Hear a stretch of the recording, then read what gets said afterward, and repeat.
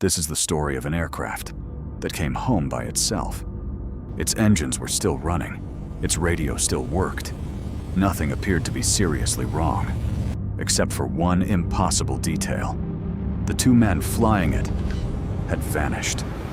On the morning of August 16th, 1942, a U.S. Navy blimp known as L-8 lifted off from Treasure Island. America was in the middle of World War II.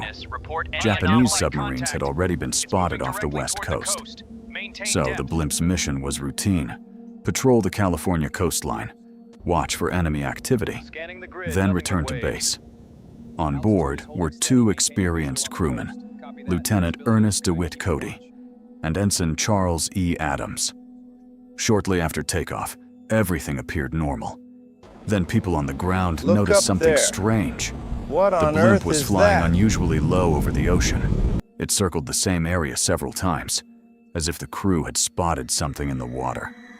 At one point, Marker away. a smoke marker was dropped, but no distress call followed, no request for assistance, nothing to suggest an emergency.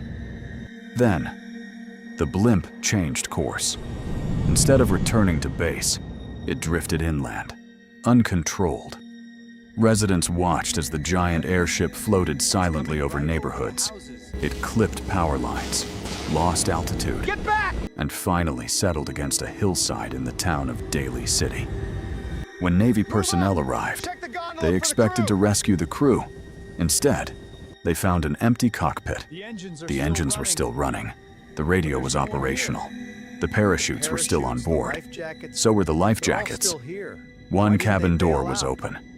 But Lieutenant Cody and Ensign Adams were gone. There was no blood, no evidence of violence, no sign that anyone had tried to take control of the blimp. It was as if the two men had simply disappeared. A massive search began immediately. The coastline was searched. The ocean was searched. Nearby hills were searched. Nothing. No bodies. No floating debris. No trace of either crewman was ever found. The Navy eventually concluded that the men most likely left the blimp or accidentally fell from it while investigating something below. It's a plausible explanation, but it leaves one haunting question unanswered. If something serious enough happened to remove both experienced crewmen, why was there never a single emergency radio call?